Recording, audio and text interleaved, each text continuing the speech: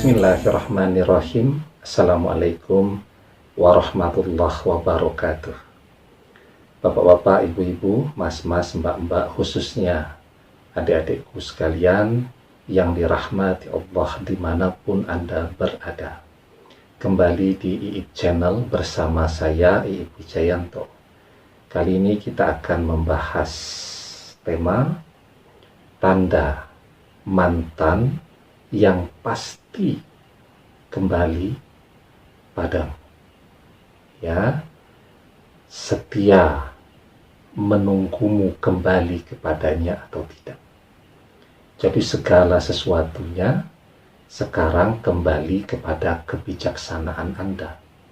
Bukan dia yang akan kembali, tetapi dia yang menunggu Anda kembali kepadanya. Ya, itu ada tanda-tandanya. Jadi yang pertama, mantan yang pasti kembali kepada Anda kalau Anda menginginkannya. Yang pertama, kalau yang bersangkutan hanya mencintai Anda.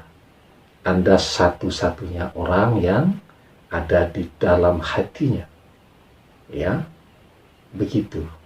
Jadi ketika perpisahan terjadi, orang berpisah itu kan tidak harus selalu disebabkan karena sudah tidak menyukai atau saling membenci. Kan tidak harus begitu.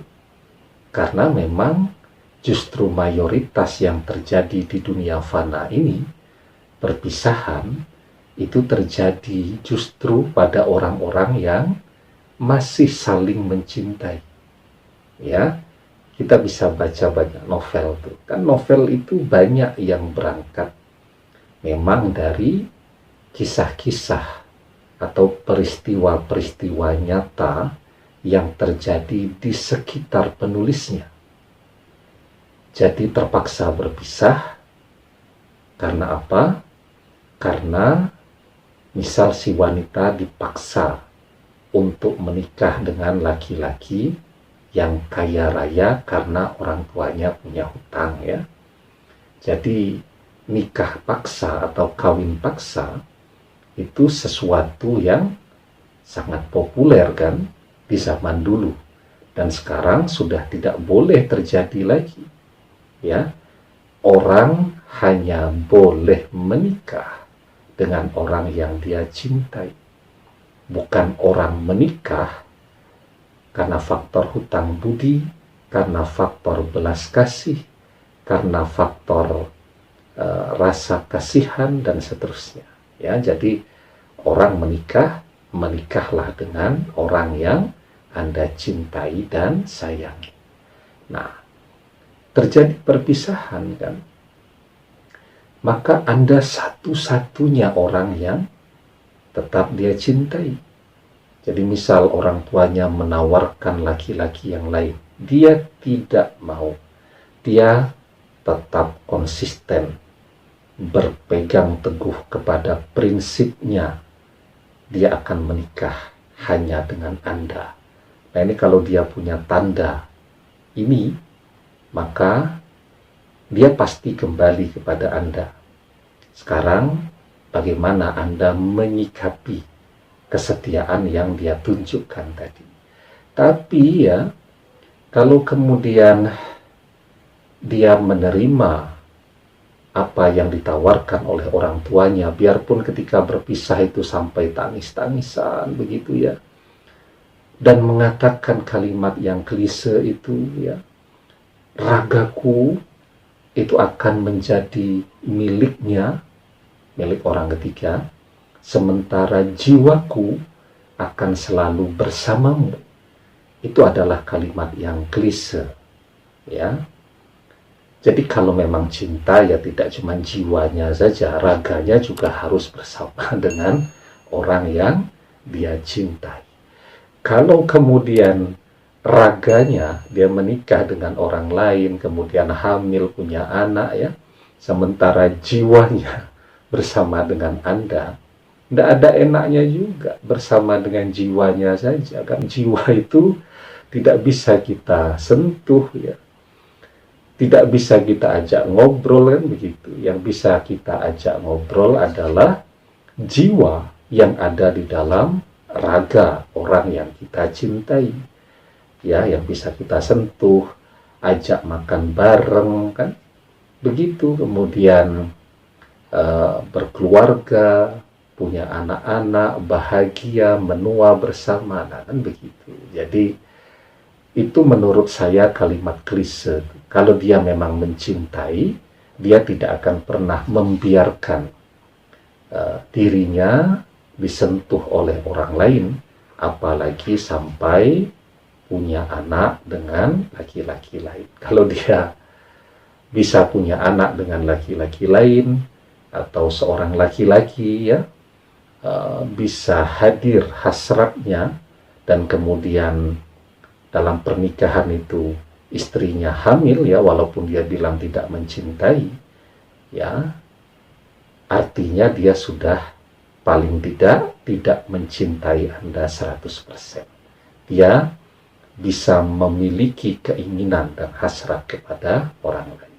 Kalau orang mencintai tidak demikian ya, hatinya, jiwanya, hasratnya, raganya, nafsunya itu hanya bersama dengan orang yang dia cintai. Jadi itu tanda yang pertama ya, dia tidak akan pernah menerima pilihan yang lain. Dia hanya akan menikah dan hanya akan bersama-sama dengan Anda. Nah, tandanya yang kedua, kalau dia memang pasti akan kembali kepada Anda, dia akan terus menjelaskan, dan meminta tanpa pernah mengenal lelah kepada orang-orang yang menjadi penghambat bagi kebahagiaannya dengan Anda. Misal kalau orang tuanya jadi hambatan, dia akan berjuang, ya, karena memang cinta itu butuh berkorban. Mencintai tapi tidak siap untuk berbeda pandangan dengan misal orang tua, ya namanya tidak mencintai, ya.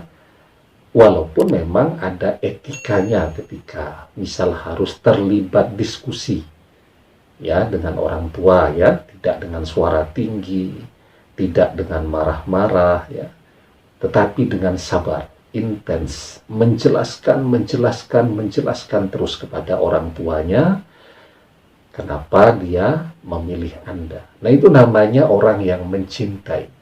Tapi kalau mengaku mencintai dan dia menyerah, itu cintanya tidak besar kepada Anda.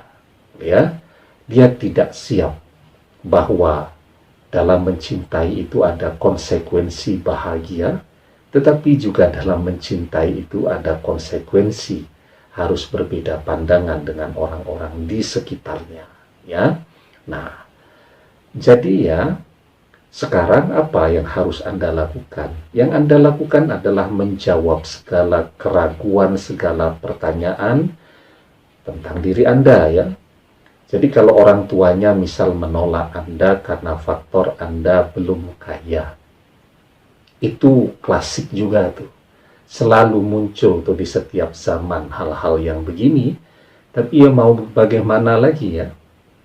Maka yang bisa Anda lakukan adalah menjawab keraguan-raguan tadi. Anda harus bisa jadi orang kaya jika memang itu ya yang menjadi sebab bagi orang tuanya untuk memberikan restunya bagi Anda menikah dengan anak mereka, ya. Seperti beberapa kali saya sampaikan, kalau Bill Gates bisa kaya, ya, kalau Steve Jobs bisa kaya, ya, kemudian siapa lagi itu yang punya Tesla itu, Elon Musk, ya, itu juga bisa kaya dengan kapasitas otak yang sama besarnya dengan kita, dengan jumlah jari jemari yang sama banyaknya dengan kita, dengan waktu yang Allah berikan sama banyaknya. Steve Jobs, Bill Gates ya, yang masih hidup sekarang, itu Allah kasih 24 jam sehari semalam, dan dia bisa kaya. Maka Anda juga insya Allah dengan izin Allah, jika Anda mau berusaha, Anda bisa kaya untuk menjawab keraguan-raguan dari orang tuanya terhadap Anda tadi. Orang tuanya matre, iya, ya. Tapi sebenarnya matrenya orang tua itu tidak salah-salah banget juga lah. Karena saya juga orang tua kan ya, saya memahami lah. Sebagai orang tua ya tentu pengen anaknya bahagia, pengen anaknya nyaman, memiliki materi yang berkecukupan ya. Apalagi orang tua yang memang punya background, pernah susah. Jadi dia tidak mau apa yang terjadi pada dirinya itu juga terjadi kepada anak yang sangat dia cintai. Nah, agar perbedaan pandangan ini bisa ada titik temu, maka Anda harus menjawab pertanyaan tadi dan keraguan tadi dengan kerja keras ya. Allah Subhanahu wa taala mengajarkan kepada kita di dalam surat An-Najm ayat yang ke-39, wa alaysa lil insani illa masya'a, dan bahwasanya manusia tiada memperoleh sesuatu selain apa yang telah dia usahakan. Orang yang bekerja keras ya, dan tidak hanya bekerja keras dengan otot, tetapi juga bekerja cerdas dengan otaknya, maka hasil yang akan dia dapatkan akan lebih maksimal daripada orang yang berpangku tangan, orang yang hanya meratapi nasibnya, orang yang hanya bekerja dengan ototnya saja ya. Karena itu Allah berikan Anda kesehatan, usia muda, waktu yang luang ya, otak dan pikiran yang cerdas, ide-ide kreatif yang banyak. Jika itu bisa Anda manajemen dengan baik, Anda manfaatkan dengan cerdas, maka saya yakin tidak akan terlalu lama orang tuanya yang justru akan minta Anda untuk segera menikah dengan anak mereka. Demikian, semoga bermanfaat. Wallahu a'lam bishawab, billahi taufik wal hidayah. Assalamualaikum warahmatullahi wabarakatuh.